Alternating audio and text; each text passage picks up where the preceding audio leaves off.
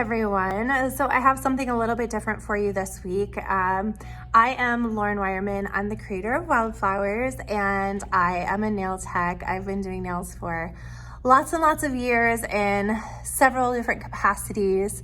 Anyway, that being said, this week I have someone special for you for YouTube. It's very different. I haven't done anything like this before, but I interviewed Stephanie from Sunny Storm Marketing. And what she does is she has a business where she specializes in helping beauty professionals get more clients through marketing, specifically marketing on Facebook, marketing on Instagram. And she helps people strategize on how to do it effectively, and how to make the most out of the time that you would spend on social media. So without further ado, I am going to get right into this interview. And I hope this is something helpful. I know it's a little different. You guys are used to me just getting on here and doing nails, but I do hope that it's something that helps you. Hi, Stephanie. We are so excited to have you to interview you today. So tell everybody what you do and what you're all about. I'm so excited for them to meet you. Yeah, me too. Thank you for having me, Lauren. I loved chatting with you. Lauren and I just did another interview where I was interviewing her. So now we're switching it up and she's interviewing me. So I'm Stephanie and I'm Canadian. I live in Ottawa, Canada, and I am an online marketing expert for the beauty industry. So I used to have a marketing agency where I was doing websites and branding and social media and advertising and all of that marketing stuff for salons and spas. And then last year I stopped working one-to-one with clients and now I just teach. So I'm super passionate about all parts of online marketing. I especially love to talk about Facebook and Instagram ads, advertising, because they're just so helpful for growing a clientele, making more money, getting more bookings. But I also love talking about personal branding and email marketing and pretty much anything to do with how to grow your business online. Perfect. So let me start by asking you this. Yes. For most of us in the beauty industry, we're not getting any training at all on business stuff, right? Mm-hmm. So I think a lot of us are confused about what does marketing mean? What does branding mean? What's the difference between the two? I feel like if we start there and then dive into it, people will have a little bit more clarity. I feel like most of us are just like, I don't know anything about marketing. Yeah, I totally get it. I mean, for me, it almost seems like second nature because I come from a marketing background, but I know that most people, when they start a business, no matter what industry, it's like, okay, I have this business. Now what do I do with it? So marketing is essentially everything that has to do with growing your business and especially about how you communicate about your business to other people. So just think of it as you at your salon, say you just open up a small nail salon and you don't have any clients yet. Anything that you would do to communicate about your business, whether to new clients, to existing clients, to people who might be thinking of booking with you but haven't yet, to essentially any way that you communicate about yourself and what you do, that is marketing. I mean, there's so many different parts of marketing. Part of it comes down to your pricing. Part of it has to do with your social media, all your online presence. It also just has to do with how you talk about yourself, even just in person-to-person communications, like events, in-person promotions, anything that has to do with talking to people who could eventually become your clients. That is marketing. And then you asked about branding, and branding and marketing are so closely intertwined. Branding is essentially in my mind, branding is who you are to your clients and to your audience when they're not actually buying from you. So what I mean by that is we think a lot about oh, clients are, people who come in and they pay me and they just like me for my services, etc. But the other side is what do your clients think of you and what do your social media followers think of you when they're not coming in for an appointment? Like, what do they think of your personality? What do they think of your style? Kind of what vibe do you give off? And how do you essentially present your values and what you believe and what makes you unique? Those are all those kind of like personality sides that come into your brand. So I like to think of your brand as kind of like the personality of your business. Okay, that makes perfect sense. Yeah. Perfect. Okay, so I pulled the audience and I was like, all right, you guys, what should I ask her? And I got a lot of interesting questions. So, and some of them are specific and some of them aren't too specific. So I'll start off. The first one that they wanted me to ask you is, what's the best way to drive new customers to the salon? Sorry, I just lost the last part. What's the best way to drive? To drive new customers to the salon. Yes, awesome question. So I personally, I'm in love with Facebook and Instagram advertising. I have a course about it. I personally use it for my business all the time. And when my clients and my students and my audience ask me, the number one question I always get is exactly this, like, how do I get more clients? Facebook and Instagram advertising. So what it is essentially, you've probably seen it before where when you post on Facebook or on Instagram, they'll say, this post is doing better than 85% of the posts on your page. Boost it for $20 to get it seen by an extra like 2,000 people. Have you seen those posts before? Yeah, definitely. So essentially what Instagram and Facebook are trying to do is to get you to pay money to have your posts seen by more people. And that is advertising at its most basic level. But a lot of people find that when they do boost their posts, when they do spend those $20, they get a bunch of people to see their posts and they get a bunch of likes and comments, but they don't actually get bookings and clients from it. Mm-hmm. So the way that I teach it is using something called the Facebook Ads Manager, which is a free tool. And it's all about creating an ad that actually gets people to book with you. So essentially, how I like to break it down is to, number one, have an irresistible promotion. So something that's like limited time offer, limited quantity, something that you normally do not offer. So putting together like a special offer, because on social media, you need to grab people's attention and you need to like give them something special in order to want to actually book an appointment with you. Otherwise, they're just going to scroll on past and be like, oh, that looks like a cool nail salon. I'll follow them. But you don't want them to follow you. You want them to book with you. So starting off with a really great promotion. Second, having a video. Videos are actually proven to convert best.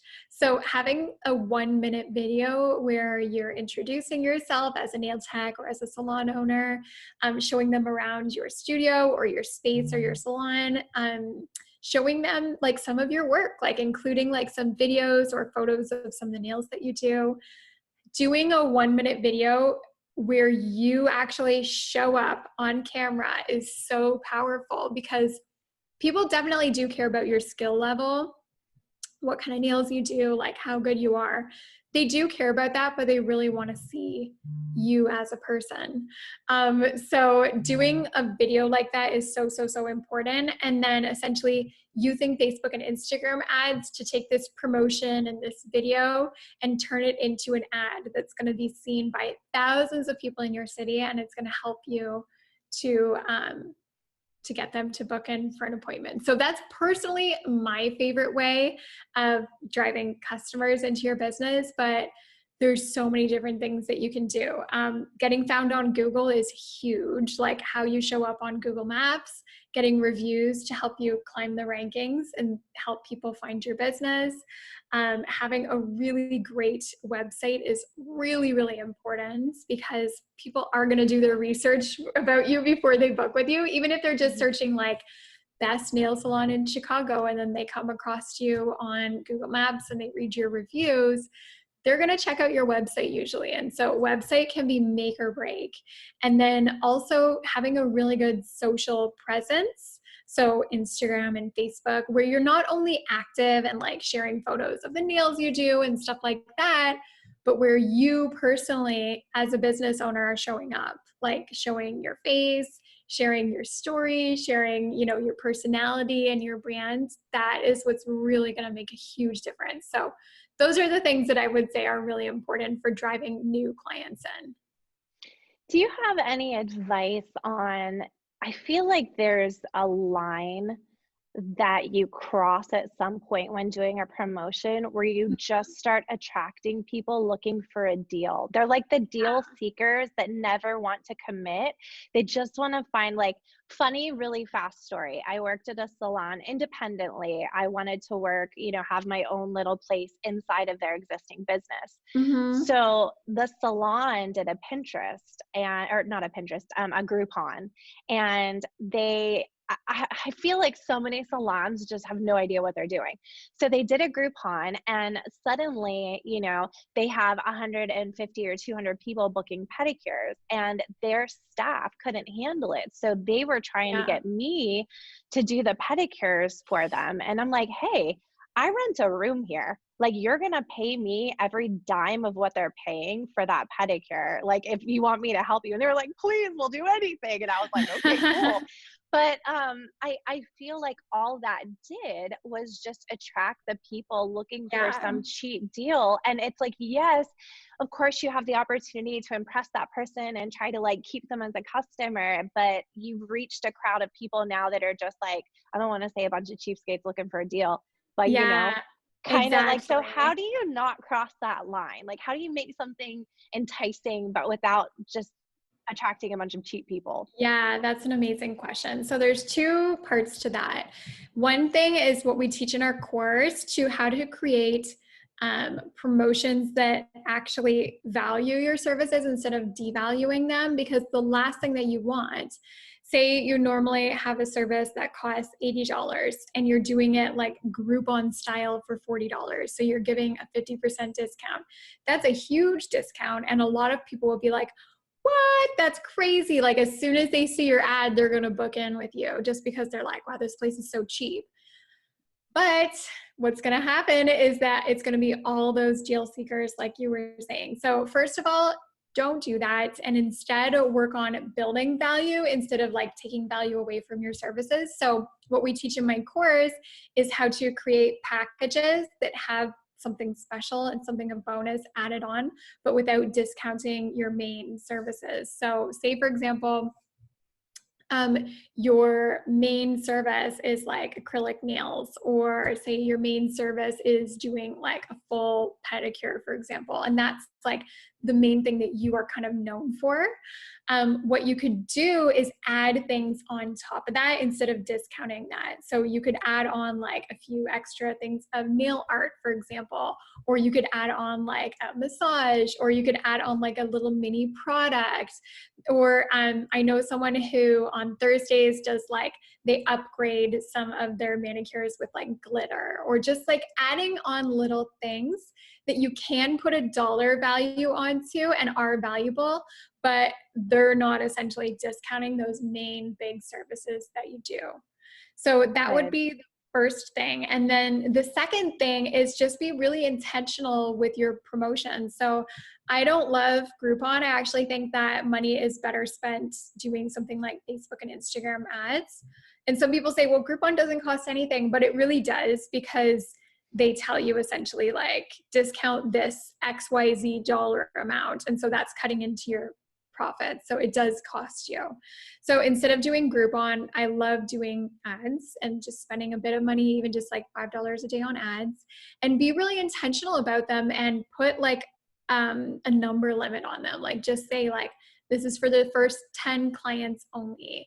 And so you're not going to get overwhelmed with clients, first of all. And second of all, every single client that comes in, you have the time and the space, and essentially you've built up a process to give them the best service ever.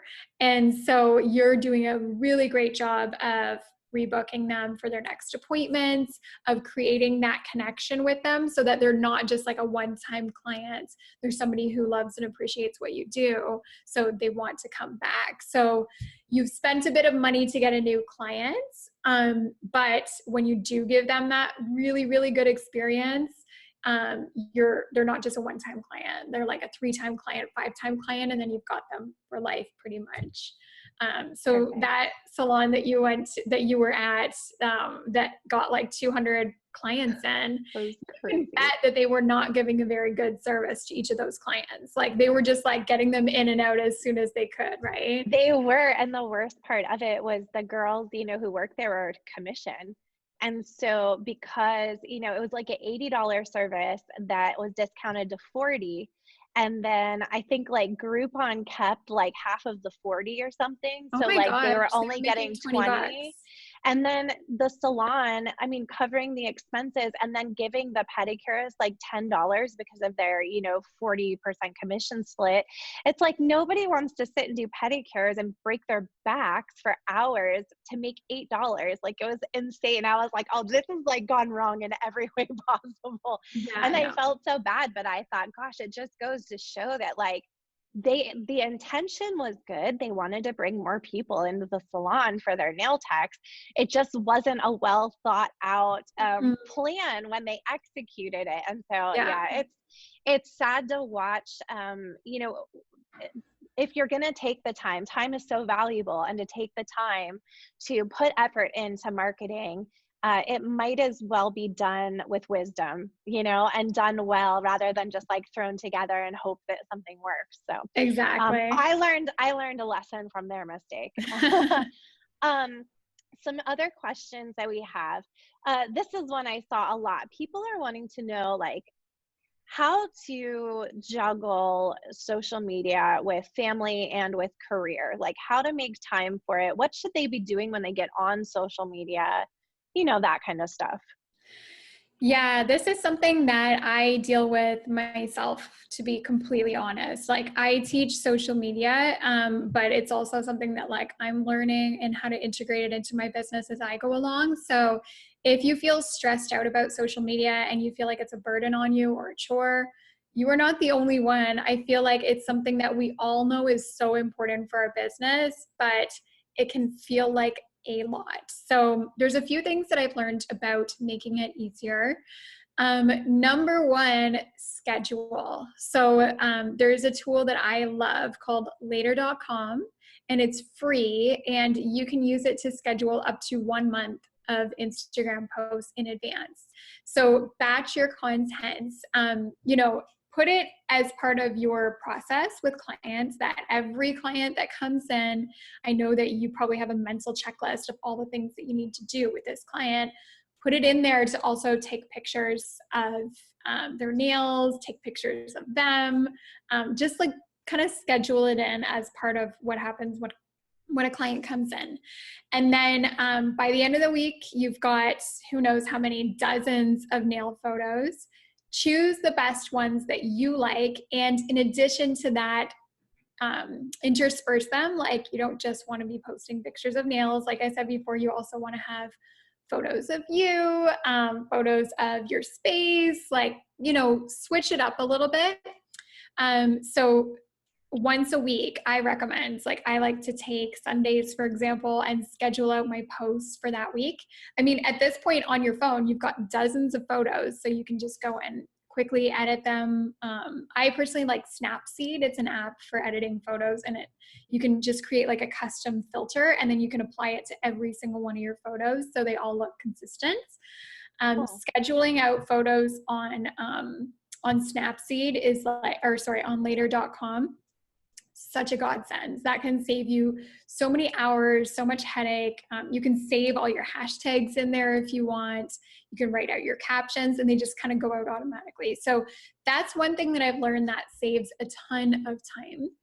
And then another thing about social media content is like, we know that we need to be present on our social media. Usually we do. Like I've been talking about like how you need to show your face, how you need to be real, how you need to be present. But a lot of us hate taking selfies and taking photos of ourselves. And it's just like a super awkward thing to do on a regular basis, like new selfie. And you feel this pressure to do your hair and your makeup and everything like that. So one thing that I've done is, I've done 3 of them so far, is book a photo shoot like for yourself. So you've gotten headshots done, you know how important it is. And when you work with a professional photographer, it doesn't even need to cost that much money. It can cost like $100 or $200. And it is a little bit of an investment, but you could also trade services for that or something like that. Having a portfolio, like a hard drive of like 50 photos of yourself, is such a godsend, because throughout the months after your photo shoot, you can just like schedule those photos out. Like, don't use them all at once, but just like once a week, post a new photo of yourself. And if you have the photographer come into where you're working, she can take photos of you with clients, of you doing nails, of your studio, of like, there's so many things she can take pictures of. And then you've, again, got this like big file folder of photos that you can use and schedule out in your social media, even like months after they've been taken. So those are two things that I've learned that have made it so much easier. But then honestly, from a psychological perspective, I think that a big thing that people struggle with social media is thinking that they're not good enough compared to other businesses. So I know that we all follow other businesses on social media. We all follow other nail salons, other educators, brands, influencers, etc. And we, whether we know it or not, whether we consciously realize that, are constantly comparing ourselves to them. And it is hurtful because it makes us feel like we're not worthy, that we're not as good as them. And it makes us more reluctant to post on social media. It makes us feel like, oh, my work's not good enough, so I don't even know if I want to post it or not. Like, oh, I'm not pretty enough, I don't know if I want to share that picture.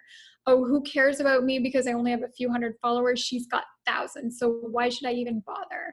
Like, we're telling ourselves these stories day after day after day, whether we realize it or not, and that makes social media so much harder. So if possible, try not to pay too much attention to what other people are doing on Instagram. Like, if you need to unfollow them, unfollow them. If you need to like take some time for yourself and not scroll through Instagram, do that, because I feel like that's also a big component as well.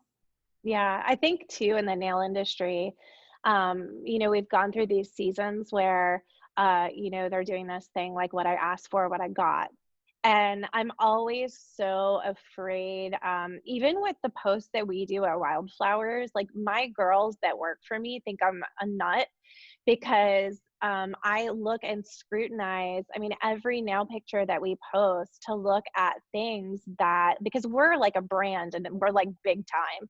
So if we post a picture and, there's polish on the cuticle, or, just little things like that, or the nail looks lumpy or weird, there's always people just positioned to attack for whatever reason. And it's so sad like that. And I think that that can be discouraging as well, for people when they're trying to put themselves out there and advertise their business. So I love something that I've done to like help people that I think is really really good is, when I started doing this, I didn't have any idea of what I was really doing.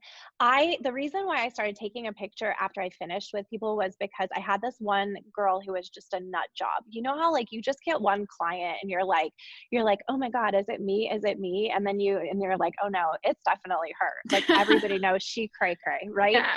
So I got one of those girls that came in. You get all kinds of people when you're building. Once you have your books full, it's like, okay, like you can weed out the ones you don't want. But when you're building, it's like a crapshoot. So I got a cray girl, and she like 2 days later was like, my nails are all jacked up. They're lumpy. They're misshapen. They're not the same length. Like, just totally. And it ruined my whole weekend. I was having like anxiety the whole weekend. So I decided from that moment on that I was going to take a picture of every single person's nails that I completed for my own sanity, so that when I got somebody who tried to say like, oh, these are horrible, that really caused me to want to like retreat and not post anything after that. So I really did that for my own sanity. And by doing that, I ended up with a beautiful portfolio of my work. Yeah, that's awesome. Yeah. And so, but I hate seeing you know, people's nail pictures get turned into memes. I've had to actually private message people on Instagram, like big time nail people with huge followings, and say, girl, take that off your page. Like somebody did those nails. And I know like my nails looked like that when I started. It looked like Yeah. bubble gum that somebody like chewed up and spit on a nail. But you know what? We Yeah. all start somewhere. Yeah, But exactly. what I've done to help people too is especially when they're starting, students, they love to post the pictures of like the plastic creepy fingers and this like terry cloth towels with people's hands spread like this, you know? And so I love going into their social media account and being like, girlfriend, if you're trying to be seen as a professional now, you're going to have to take down all your beauty school pictures, save them. But like, this isn't the place for it anymore. This is your professional portfolio. Like, if you're Yeah. trying to give off the perception that you're a pro, get rid of that stuff. So I think it's tough. It's tough in our industry. It's tough when people like to tear each other apart and turn their nail pictures into memes. Hmm. Um, and I think what you said is so good about, you know, if you have to unfollow and stop looking around. And I think, you know, I hate promoting that culture of like making fun of other people. And I try to do everything to stop it, but you can see where it Yeah. can be very discouraging and frustrating and hard. Oh, yeah. Okay. So let me ask you another one real quick Hmm. here. This is a good one. How to navigate social media once your book is full. Because I think that's the goal, is to fill up your schedule. Once you're filled up, I think you feel, because this happened to me, you feel the need to stay relevant. And plus, I was transitioning into an education career. Hmm. Uh, so it's like, how does it change once you've got enough clients, but you still want to stay relevant and still want to stay out there? Yeah, I think that it's just a question of figuring out what your goals are. So usually when you're first, starting out in your business or even in the first few years, your goal for social media is to attract new clients to you. So you're building up a portfolio of work, etc. So I think the first question is like figuring out, okay, what is my goal in my business at this point? Like, is my goal to kind of become an educator? Is my goal to maybe go to events and get asked to like speaking at gigs or do kind of like that kind of education thing? Is my goal to just kind of attract more media attention or get into Nails Magazine or that kind of thing?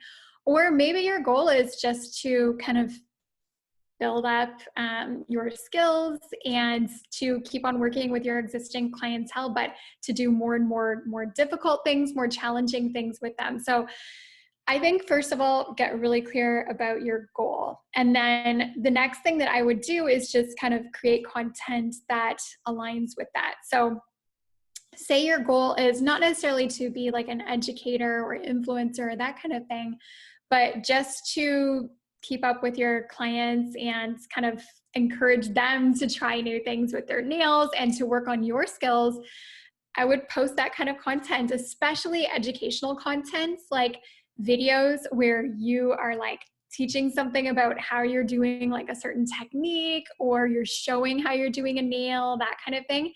People get so curious about that and they're like, ooh, I want to try that. Or another thing would be, what was I going to say? I had another really good idea. But another thing would be like your personal brand is like use your social media again to talk about where you want your business to go, who you are, how you see your business, how you kind of provide value to your clients. Like your social media doesn't just have to be a place where you are constantly advertising your services. It can also be a place where you kind of create a community around you that is a reflection of like how you want to live your life and how you want your business to be. So by putting that out on social media, you're also attracting the right kind of clients to you. And so that could be talking about like the type of culture that you want to have in your business, or maybe the things that you've learned about being a business owner or being a mom or that kind of thing. So don't think that it just has to be strictly nails on your social media. It can be so much more than that. Yeah, that's good. That's a really good word, because I think I think that nail techs a lot of times become very inconsistent with social media. I think it's just easy because we're busy and we're running a million miles an hour. And Mhm. not to like, I mean, I did hair and nails, right? When you're doing hair, you can put somebody's hair color on and you can walk away. And you can like go to the bathroom and you can eat a sandwich and you can post on social media and do that stuff. Doing nails, you're literally holding on to somebody for the entire service. There's at Yeah. no point that you can literally get up and walk away from a nail service. So it becomes a struggle to be consistent about posting. And I think if we get like on Sundays, take the time to schedule things out, that's good advice. But I think when we become inconsistent with it, it's like, there'll be like a nail picture here or there, and then like pictures of your kids in their school play, and then like, um, some meal you ate at a restaurant. It starts to just become so diluted that it's like, what am I looking at right Yeah, now? But exactly. I think also peppering like in a little bit of your personality and your personal life is also a good thing, because like you said, it'll help attract, the right people to you and show that like your humanness, Yeah, so and people that have the same vibe as you. Like, I think it's a weird thing trying to figure out that balance between like private and personal and then your business as well. For me personally, once I start like seeing pictures of like somebody's like daughter who's a cheerleader and they're like taking a picture of their like daughter's whole cheerleader team, at that point I'm like, and is that really something that like is relevant to you as a business? Like, so it's a weird balance, and like everyone has their own opinions about this, but I feel like you should be getting personal, but that type of personal that your clients can really like relate to and really gets to like show them who you are. You don't want to get too off topic, but definitely open up a little bit and let them in. yeah. Okay, great. And then let's see. I'm gonna try to find one more good question here. Oh, okay. So these are kind of funny questions. One question, and I'm going to kind of mash them together. One Mhm. person is saying like, how often should I post? Another person is saying, are live videos or pre-recorded and edited videos better? What are your opinions on all of that? So, how often you should post? It's such a weird, like, it's really hard to know sometimes. And I think that the best way to tell is what works for you. So, if I told you, for example, that you have to post every single day for the whole week, so 7 days a week, what might happen is that you might start feeling like, okay, well, I just need a post for today. So I'm just going to throw together whatever post or whatever photo I have and just put it up there just because I need to post. But what happens when you feel that kind of pressure is that the quality of your photos and your post starts to go down. And then you see less engagement, you see people starting to unfollow you, etc. But conversely, if you only felt the need to post once a month, what would happen is that people start forgetting about you. You're never popping up on their feed anymore. Your social media just starts to become like pointless. So I would say like aim for a minimum of 1 to 2 posts a week. And I personally like 3 to 4 posts a week if you can.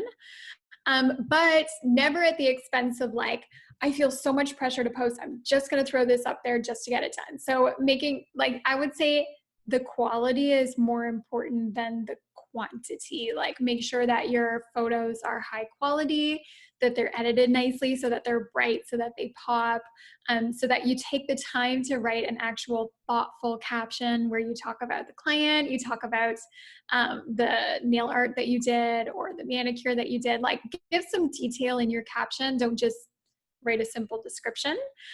Put in like what you loved about this client or what you loved about doing this specific nail art, that kind of thing. So I would say like, yeah, again, quality versus quantity. Perfect. And then what about live versus like recorded and edited for videos? Yeah, so live videos work amazingly well, especially on Facebook. I find like I know that most people are on Instagram. If you are more of like a Facebook person, live videos work really, really well. They just get more reach, they get more engagement, people pay more attention to them, and it kind of creates that connection that's a lot more personal. Like when you're on social media all the time, if you've got a bunch of people following you who haven't been in for a while or who haven't even come into you at all, like they're not clients, you can feel that kind of disconnect between you and them. But one way to bridge that gap and to start to feel actually really connected with your social media followers is to do live video, because they can comment, they can ask questions, you can respond to them. It feels like you're almost there with them. So with Facebook Live videos work really, really well. You can do things like a weekly like educational session, like just like a 5 or 10 minute video where you're teaching something about nail care or anything that you feel that they would be interested in that you can teach it. You could talk about different products you have. You could do like a Q&A where like, here are the frequently asked questions that clients are asking me all the time about their nails. There's so many different things that you could do for live video. You can do live videos on Instagram as well, like on Instagram Live. Personally, in my experience, I don't know about you, Lauren, but when I do live videos on Instagram, I feel like I get more viewers, but they're jumping on and off more often. Yeah. Like they're only on for like a few seconds. Yeah, I get the same thing. It's like I have an audience on Facebook, I have an audience on Instagram, I have an audience on YouTube, and there's just like different groups everywhere. And the people that when I go on Facebook Live, they're like diehard. I go on at the same time every week. They expect me to be there.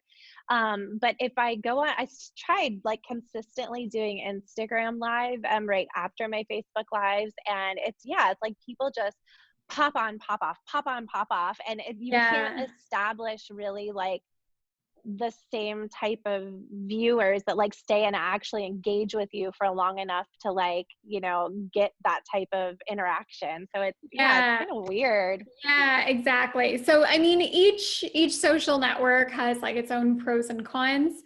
Like I said, for live video, I love Facebook. And then pre-recorded videos work awesome as well. So don't underestimate the power of just like showing while you work. It's so mesmerizing. Like I saw this quote, I think it was Jenna Kutcher who said it. She said like, we're so close to our zone of genius that we don't realize how amazing our skills are. Like we think that, oh, what I do is just so normal, or it's just a boring like gel manicure. Like what's interesting about that? People love watching it. They love it. So if you can, like I'm sure a lot of you guys do have it, of just getting like one of those little like phone holders to hold above and just like show what you're working on. People love those kind of videos. Yes. Perfect. All right, great. Well, thank you so much. Tell everybody, how they can get in touch with you, how they can learn more, how they can access all of the things that you have to offer as far as, help with social media and help with marketing. Yeah, so my business is called Sunny Storm Marketing. So you can find my website and all my blogs and my videos at sunnystorm.marketing, or you can search me on Instagram, Sunny Storm Marketing, and on Facebook, and I'm also on YouTube as well. So I would love to connect with you all. My jam is online marketing. So like I talked about, social media and email marketing and websites and all that good stuff. So if you feel like you want to grow your clientele, grow your brands, and just get more bookings and revenue, then please look me up, and I've got so much free content ready for you. Perfect. All right. Well, thank you so much. I'm so excited. I can't wait to post this. Yeah, awesome. Thanks so much, Lauren. I really had a lot of fun. So don't forget, you can shop online anytime at wildflowersnails.com to get any of the stuff that you saw in the video. Don't forget to follow us on Instagram as well at Wildflowers Nails and at Wildflowers Nail Shop. We have Master Artist Week coming up in just probably, oh my goodness, I think 4 weeks. I'm so excited. We only have 20 spaces in the class, and there are still just a couple spaces available. This is a week where you work directly with me. I guide you through creating 49 different nails, and it is just an unforgettable week. It will change your career. We have this class once a year. So 2020 almost sold out. We'll be launching the dates for 2021 coming up very soon. but that's how you become a master artist. Be sure to subscribe for a new tutorial every Thursday. And of course, again, our website, wildflowersnails.com, you can find all of our goodies.